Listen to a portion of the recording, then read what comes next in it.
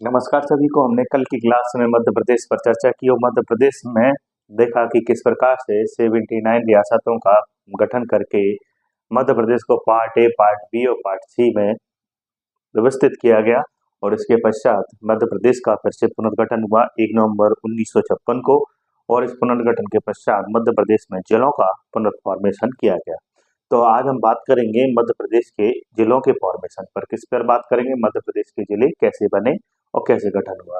तो सबसे पहले हम एक बार और कल की क्लास में जो पढ़ाया गया उसका रिवीजन कर लेते हैं कि कल की क्लास में ये पढ़ाया गया था कि मध्य प्रदेश में एक तरफ तो पूर्वी भाग में रियासतें मौजूद थी विभिन्न प्रकार की, चाहे वो छत्तीसगढ़ की रियासत हो, चाहे वो दंडकरण की हो, चाहे बस्तर की हो।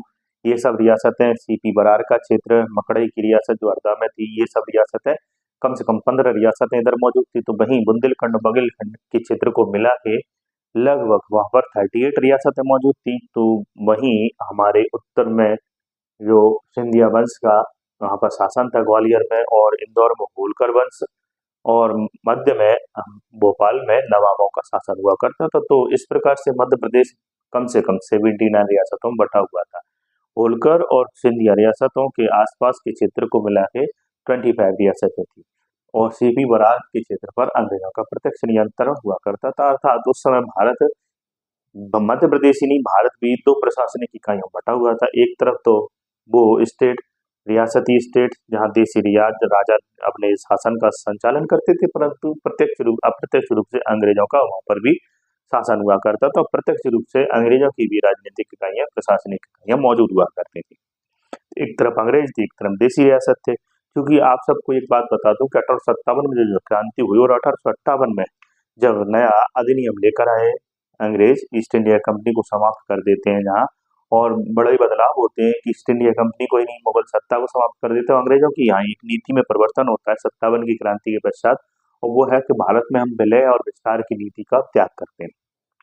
तो देशी रियासतों के राजाओं का सहयोग उन्हें मिल जाएगा, क्योंकि विद्रोह को भड़काने के पीछे, विद्रोह को, जो विद्रोह 57 क्रांति में हुआ उसके पीछे जो कारण एक और नजर आता है वो ये है कि बड़े बड़े रियासतों के राजाओं को हड़प लेना, जैसे कि अवध पर कुशासन का आरोप लगाया, पंजाब पर युद्ध का, और विलय अपनी हड़प नीति के तहत लॉर्ड डलहौजी ने, चाहे वो झांसी हो, चाहे नागपुर हो, चाहे सतारा हो, चाहे बघाट हो, इन सब पर कब्जा कर लिया। तब इसी कारण से अब अंग्रेजों को यह बात समझ में आई कि भारतीय राज्यों के राजाओं का हमें सहयोग लेना है, इसलिए हमें विलय नीति का, विस्तार की नीति का हम क्या करते हैं, त्याग। इसी विलय विस्तार की नीति के जब उन्होंने त्याग किया तभी हमारे देश में देशी रियासतों का अस्तित्व बच पाया, नहीं तो वो भी समाप्त हो जाता। अंग्रेज पूर्णतः तैयारी में थे भारत के अधिकांश भाग को, तो उन्होंने विलय कर लिया था पूरे भाग पर कब्जा करने। तो उनका दो तरीके से प्रशासनिक इकाइयां उस समय मौजूद हो गई, एक तरफ अंग्रेजों का प्रत्यक्ष शासन, एक तरफ रियासतों के राजाओं का शासन हुआ करता था। तो वैसे यहाँ पर मौजूद था, है ना। और इन सबको एकीकृत किया गया। जब इन रियासतों को एकीकृत किया गया तो मध्य प्रांत रखा गया। कौन सी रियासत? पूर्वी भाग में जितनी भी रियासतें थी, 15 रियासतों उनकी मध्य प्रांत नाम दिया। जबकि मध्य भारत, जो होलकर और जो सिंधिया थे उनको मिलाकर मध्य भारत, और जो बुंदेलखंड और बघेलखंड था उसको विंध्य प्रदेश, और भोपाल का नाम वैसा ही रखा, भोपाल। और मध्य प्रांत को पार्ट ए में रखा। उसमें भारत को भी part A, part B, part C और पार्ट डी, चार भागों में बांटा गया था, जिसमें की देशी रियासतें थी, है ना, ये ऑक्यूपाइड क्षेत्र थे, है ना, छोटी रियासतें थी, छोटे भाग थे, है ना, या कमिश्नरी क्षेत्र थे जिन्हें कह सकते हैं, और अंडमान निकोबार थे। तो उनको part A, B, C, D ऐसे डिवाइड कर लिया गया था। पार्ट ए में यहाँ प्रत्यक्ष शासन हुआ करता था, अंग्रेजों के बड़े बड़े भाग मौजूद थे उनको। तो वहीं देशी रियासतों को पार्ट बी में, पार्ट सी में जो कमिश्नरी क्षेत्र थे, और पार्ट डी में जो अंडमान निकोबार जैसे प्रदेश थे उनको शामिल किया गया। तो एकीकरण की यह प्रक्रिया यहाँ भारत में हो रही थी, वहीं मध्य प्रदेश में भी चल रही थी। तो मध्य प्रांत, जिसे हम सीपी बरार और इसमें पूर्वी बाकी विदर्भ है ना, उनको सबको शामिल कर लिया गया। छत्तीसगढ़ है, दंडकारण्य, बस्तर है, 15 रियासतों को। तो मध्य भारत, जिसमें कि होलकर और सिंधिया वंश, और इसमें 25 रियासतों को सम्मिलित करके नाम दिया गया। तो वहीं बुंदेलखंड और बघेलखंड को सम्मिलित करके विंध्य प्रदेश नाम दिया गया, और भोपाल रियासत को वैसे ही नाम दिया गया जैसा कि उसका पहचान थी। इस नाम से शुरू से पार्ट ए, पार्ट बी और पार्ट सी में सरकार ने अपनी व्यवस्था के अनुसार, राजनीतिक और प्रशासनिक व्यवस्था के अनुसार उन्हें अपने अपने हिसाब से पार्ट ए, बी और सी में रखा गया। 1 नवंबर 1956 को आप सबको पता है कि जब भारत में पार्ट ए पार्ट बी जैसे राज्यों का निर्माण हुआ, चूंकि भाषाई आधार पर पहले ही ये बात हो चुकी थी अपने राष्ट्रीय आंदोलन के दौरान कि हम प्रांतों का निर्माण करेंगे भाषा के आधार पर। उस समय जब नहीं हुआ भाषा के आधार पर, इसके धर समती ये विसंति ने यह बात बिल्कुल भी सिरे से नकार दी कि भाई हम भाषा के आधार पर किसी प्रकार से भारत का पार्टीशन अब नहीं करेंगे, नए राज्यों का गठन नहीं करेंगे। तो दक्षिण भारत में जो तेलुगु भाषी नेता थे पोटी श्री रामालू, उन्होंने आंसर नहीं किया बल्कि अपने प्राणों को भी त्याग दिया। और इसी के कारण जब भारत दक्षिण भारत के इस प्रदेश में तेलुगु भाषियों का आंदोलन और तीव्र हुआ तो आखिरकार जवाहरलाल नेहरू को बड़ी गंभीरता के साथ निर्णय लेना पड़ा कि 1 अक्टूबर 1953 को एक नए राज्य आंध्र प्रदेश का गठन किया। इससे फिर अन्य राज्यों में भी यह भावना पनपने लगी कि भाई बम्बई कहने लगा, महाराष्ट्र कहने लगा, हम महाराष्ट्र और गुजरात के नहीं हम गुजराती बोलते हैं, मराठी बोलते हैं, अन्य राज्यों में भी यह विडंबना पैदा होने लगी। तो आखिरकार एक ऐसा ही एस के धर और जेवी समिति के पश्चात एक फिर से राज्यों के पुनर्गठन के लिए आयोग बनाना पड़ा और फजल अली आयोग की अध्यक्षता में यह आयोग 1953 में बनता है और इसकी रिपोर्ट के आधार पर ही ये बात तय होती है कि हाँ भाषाई आधारों पर हम राज्यों का पुनर्गठन करेंगे। पर एक बात तय है कि ऐसा नहीं है कि एक राज्य एक भाषा, इससे तो बवाल पैदा हो जाएगा, इससे देश टूट जाएगा। पहले से पाकिस्तान का निर्माण धर्म के नाम पर हुआ था, तो डर था हमें कि भारत में प्रशासनिक ये भाषाई संस्कृति के आधार पर और बंटवारा ना हो जाए। और अभी कल परसों तो हमने क्या किया है, 552 रियासतों का एकीकरण किया, जिसमें कि हैदराबाद पर पोलो अभियान और जूनागढ़ में जनमत संग्रह और जम्मू कश्मीर में विलय पत्र बड़ी मुश्किल से उन रियासतों को एकीकृत किया है भाई। तो ऐसी समय में कि जब भारत में विभिन्न राज्य जो प्रदेश या क्षेत्र मौजूद है वो क्षेत्रवाद अलगाववाद जैसी परिस्थितियों को जन्म दे रहे हैं, अलग होना चाहते हैं, जिनका झुकाव पाकिस्तान की तरफ है, जिनका झुकाव स्वतंत्र है। तो ऐसी स्थिति में हम कैसे भाषा और संस्कृति के आधार पर डिवाइडेशन कर सकते हैं? क्योंकि अगर तेलुगु भाषी क्षेत्र में आंदोलन हो चुका है, संवेदनशील मुद्दा है और नया राज्य बन गया है 1 अक्टूबर 1953 को आंध्र प्रदेश, तो अन्य राज्य भी जब मांग करते हैं तो हम बड़ी गंभीरता के साथ इस पर चर्चा करते हैं और आखिरकार इस गंभीरता के परिणाम ही निकल के आते हैं कि हम निर्माण करेंगे। क्योंकि हमें डर था कि अगर फिर से संस्कृति और भाषा को लेकर आंदोलन और हुए तो फिर से कल को हमें फिर से पार्टीशन करना पड़ेगा, फिर से नई समस्याओं में उलझ जाएंगे, हम देश का आर्थिक सामाजिक विकास करेंगे कि आपसी इस संघर्ष में ही हम उलझे रहेंगे। इसलिए बाकायदा फजल अली आयोग ने बात कही कि एक भाषा एक राज्य नहीं होगा और हम हर एक राज्य के निर्माण में भाषा को तो संस्कृति को तो प्रमुखता देंगे, साथ साथ में उसकी भौगोलिक आर्थिक जो संसाधन हैं, जो उनके क्षेत्र हैं, उनको भी हम ध्यान में रखेंगे ताकि हमारी भारत की राष्ट्रीय एकता खंडित ना हो सके।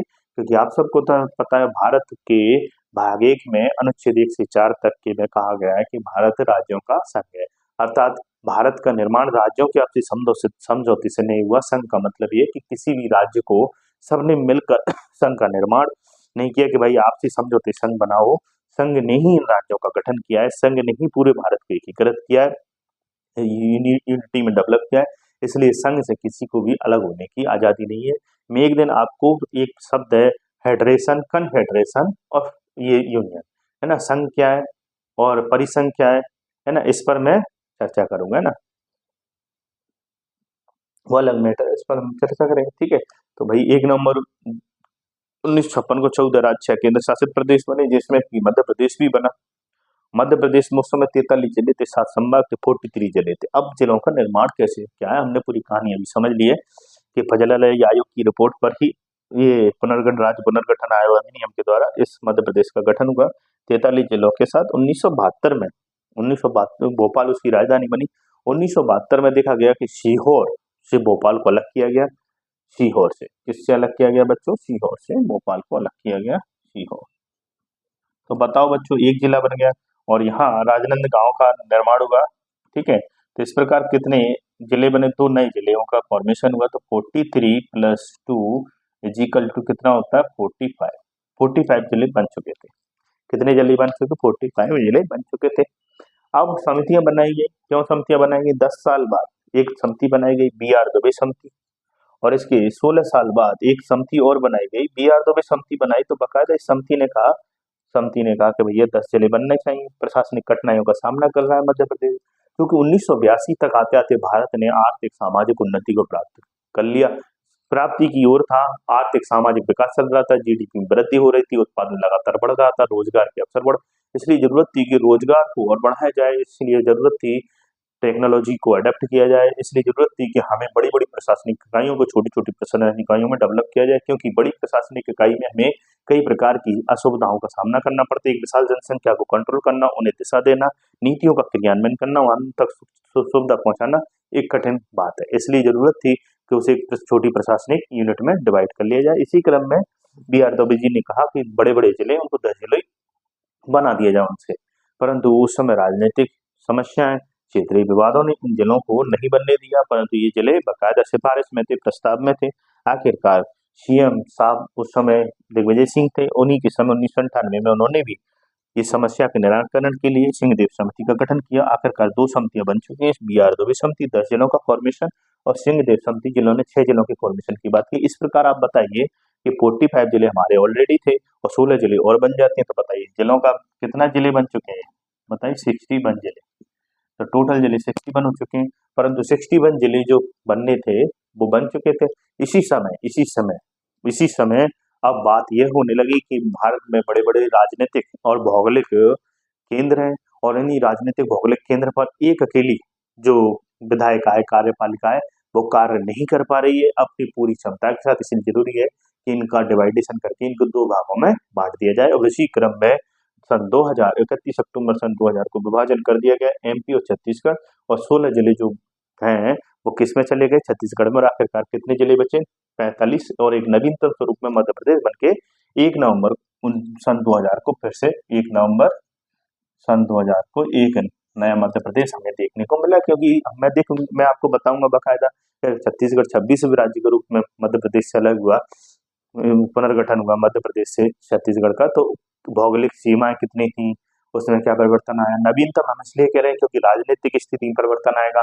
लोकसभा राज्यसभा की जो सीटें थी, विधायिका की जो सीटें थी, है कि नहीं, जो खनिज संसाधन थे, जो हमारे सांस्कृतिक पर्यटन के क्षेत्र थे, बोलिए जैसे कि भाई साहब उस समय अनाज धान का कटोरा कहा जाता था मध्य प्रदेश को, तो वो पूरा पूरा धान कौन लेके चला गया भाई साहब, कटोरे को कौन लेके चला गया, धान के कटोरे को छत्तीसगढ़ लेके चला गया। मध्य प्रदेश उस समय भौगोलिक इकाई के रूप में प्रथम स्थान था। अब उस अधिकांशतः भौगोलिक इकाई किसके साथ चली गई, हमारी बट गई किसके साथ, छत्तीसगढ़ के साथ, तो भौगोलिक इकाई में दूसरे स्थान पर आ गया भाई साहब। तो ये सब मैं अलग से एक वीडियो बनाऊंगा, यहाँ मेरे पास बोर्ड छोटा है परंतु ज्ञान की कमी नहीं है, आप ज्ञान लेते रहिएगा। याद रखें इस समय ऐसा नहीं है कि सिर्फ मध्य प्रदेश से छत्तीसगढ़ का ही गठन हुआ, सन 2000 में बाकायदा उत्तराखंड का निर्माण हुआ, उत्तर प्रदेश से और बिहार से अलग होकर झारखंड एक नए राज्य के रूप में डेवलप हुआ, क्योंकि उस समय सुशासन देना, पंक्ति के अंतिम व्यक्ति तक लाभ पहुंचाना बहुत जरूरी था। इसलिए बड़े बृहद जो प्रशासन का सबसे बड़ा इकाई था भौगोलिक और प्रशासनिक और राजनीतिक, उसको हम डिवाइड करके छोटी इकाई में इसलिए डेवलप कर रहे हैं ताकि वहां पर हम सामाजिक आर्थिक विकास को सुनिश्चित कर सकें और लोकतंत्र की भावना को और मजबूत बना सकें। क्योंकि आर्थिक सामाजिक विकास होगा, सबको शिक्षा मिलेगी, सबको स्वास्थ्य मिलेगा और सबको रोजगार मिलेगा, तो लोगों का लोकतंत्र में और विश्वास बढ़ता है, प्रशासन में विश्वास बढ़ता है, वो प्रशासन में भागीदारी करते हैं और जब भागीदारी करेंगे तो लोकतंत्र को मजबूती मिलेगी, है ना। आप देखते हैं कि इस बार हमारे देश में मतदान का प्रतिशत कितना रहा, जितना प्रतिशत बढ़ेगा उससे लोकतंत्र मजबूत होगा और एक अच्छी सरकार का निर्माण होगा। वो कब होगा, जब लोगों को सुविधाएं मिलेंगी, सरकार के द्वारा लोगों को परिस्थितियां उपलब्ध होंगी। जैसे कि भाई साहब आर्टिकल 19 कहता है, मौलिक अधिकार कहता है आपको घूमने की आजादी है, पर पैसे जेब में नहीं है तो हम ऐसी आजादी का क्या करेंगे। तो सरकार कहती है चिंता मत करो, तो हमें पढ़ाएंगे, हम तुम्हें रोजगार देंगे, तुम्हें अच्छे स्कूल देंगे, तुम्हें स्वास्थ्य देंगे और रोजगार से तुम्हारी जो आय होगी फिर आप घूमना, है ना, तुम्हारे पैसे जेब में आ जाएंगे, आप चिंता मत करो, हम आपके मौलिक अधिकारों का बिल्कुल किसी प्रकार से हनन नहीं करेंगे, आपके मौलिक अधिकारों को बनाए के रखने के लिए हम परिस्थितियां प्रोवाइड कराएंगे। इसलिए हम नए नए राज्य बना रहे हैं, नए नए जिले बना रहे हैं ताकि आपको बिल्कुल घर जाके सरकार आप तक घर घर सरकार पहुंचे, आपके द्वार सरकार पहुंचे, तभी तो लोकतंत्र में लोगों का क्या होगा, विश्वास और उससे भागीदारी बढ़ेगी। तो यहाँ अब 2003 की बात करें, 45 जिले बन चुके हैं। अब 2003 में 3 नए जिले बनाए गए। कितने जिले बनाए गए बच्चों, 2003 में 3 नए जिले बनाए गए और यहाँ इतने जिले देख लीजिए आपने। अब जो 2000 के बाद जिस मध्य प्रदेश का गठन हो रहा है उसको एक बार समझने का प्रयास कीजिए। जिस मध्य प्रदेश का गठन हुआ उसमें याद रखें, एक पॉइंट आप याद रखें कि जो नए जिले बने सन 2000 के, और वो अधिकांश जिले किससे लगे हुए हैं, किसी न किसी मध्य प्रदेश के पड़ोसी राज्य की सीमा से लगे हुए हैं, अर्थात वो सीमावर्ती जिले बने हुए हैं। जैसे कि मैं आपको एक डायग्राम बनाता हूँ मध्य प्रदेश के मैप का, है ना, और इससे आप अंदाजा लगा लेंगे।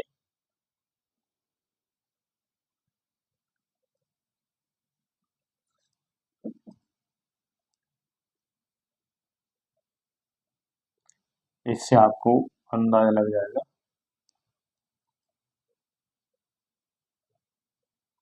ठीक है, तो थोड़ा और बड़ा।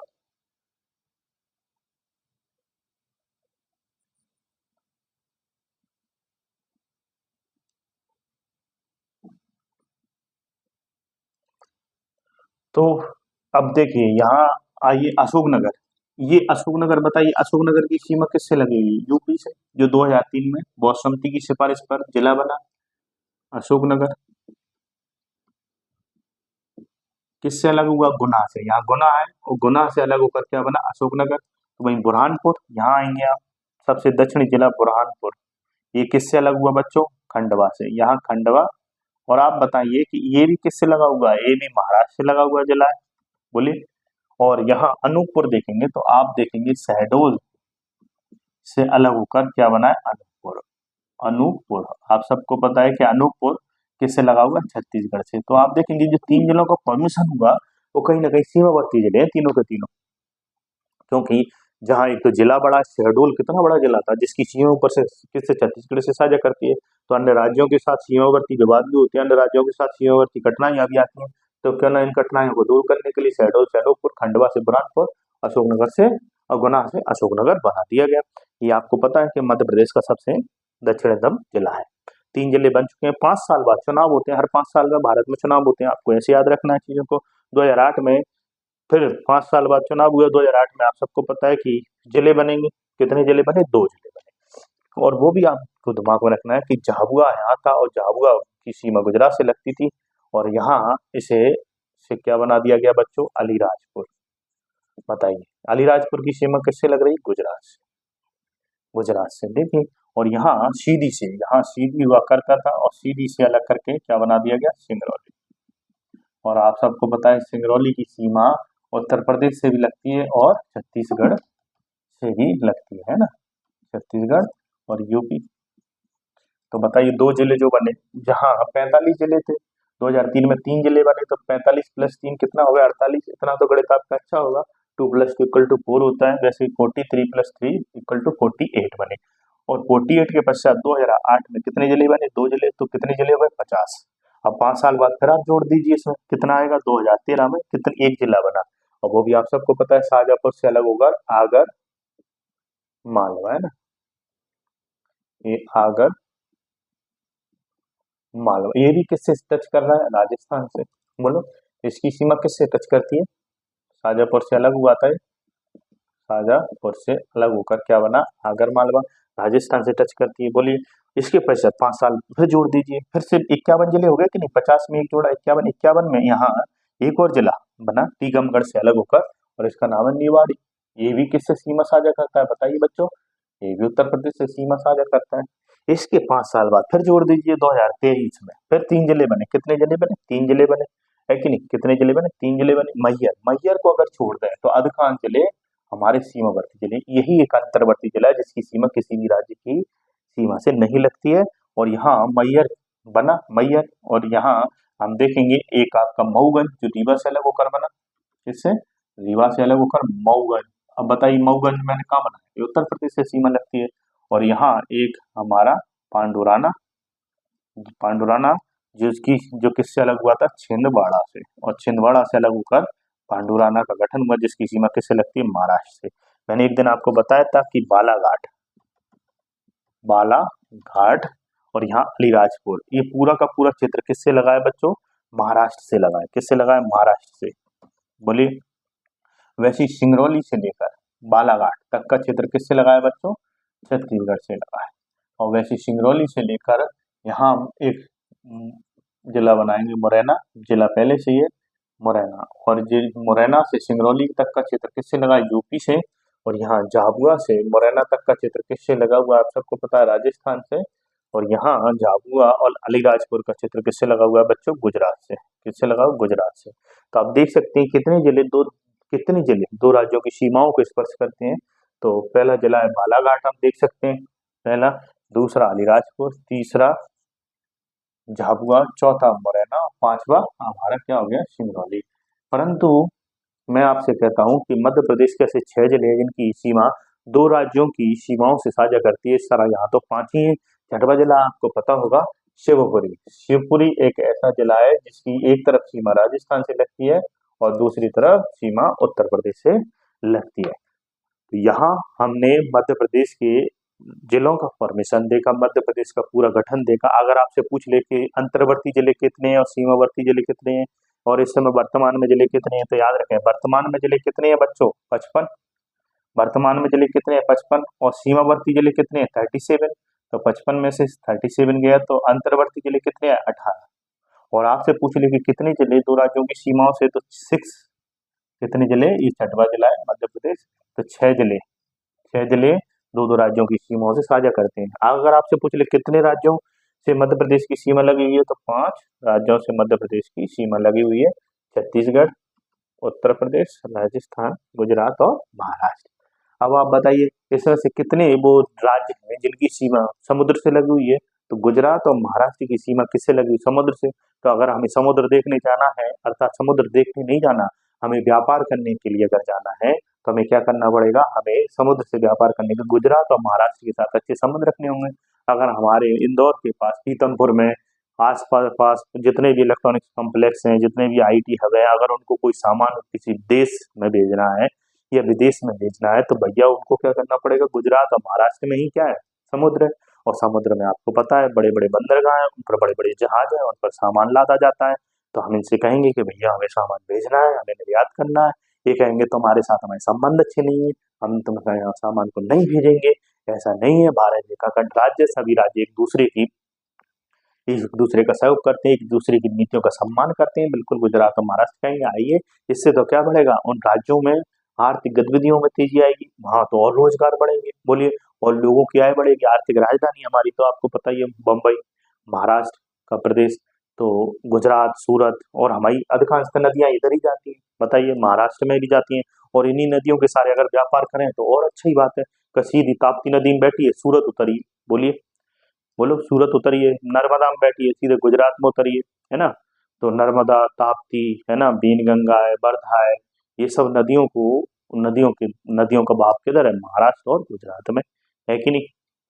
तो ऐसे ही जीवन में आपकी हम क्लास लाते रहेंगे और आपको पढ़ाते रहेंगे। आप सोशल मीडिया चलाते हैं तो आपके हाथों में दर्द बिल्कुल नहीं होता। वैसे एक मेरे लिए मेरे वीडियो पर भी कमेंट्स कर दिया करो, मेरा वीडियो आप देखेंगे तो आपका समय बर्बाद नहीं जाएगा, जबकि आप सोशल मीडिया पर अपना कई बार समय खराब करते हैं।